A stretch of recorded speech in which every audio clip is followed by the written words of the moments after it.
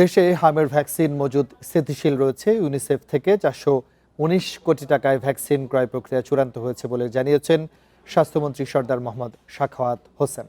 ইতিমধ্যে 2,19,00,000 ডোজ টিকা পেয়েছে সরকার। সাধারণ মানুষকে আতঙ্কিত না হওয়ার আহ্বান জানান স্বাস্থ্যমন্ত্রী।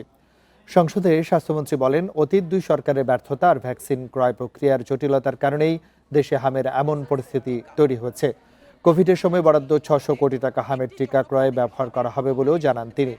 একই সঙ্গে প্রাথমিক চিকিৎসা জোরদারে পল্লী চিকিৎসা ব্যবস্থাকে নতুনভাবে বিবেচনার কথা বলেন মন্ত্রী। এদিকে বিরোধী দলীয় সংসদ সদস্য রুমিন ফারহানা অভিযোগ করেন, টিকাদানে অবহেলা এবং কমিউনিটি ক্লিনিকের স্বাস্থ্যকর্মীদের বেতন বকেয়া থাকায় পরিস্থিতি আরও জটিল হয়েছে।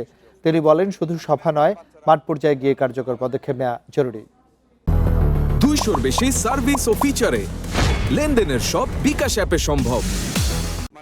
পূর্ববর্তী সরকার সময়ের ব্যর্থতার কারণে ভ্যাকসিন সরবরাহ ব্যবস্থায় ব্যাঘাত এবং অন্তর্বর্তী সরকারের সময় ক্রয় প্রক্রিয়ায় বিলম্ব এবং ব্যর্থতার কারণে সম্প্রতি ভ্যাকসিনের ঘাটতি তৈরি হয়েছিল। ইউনিসেফের মাধ্যমে 419 কোটি টাকার ভ্যাকসিন ক্রয় প্রক্রিয়া চূড়ান্ত পর্যায়ে রয়েছে।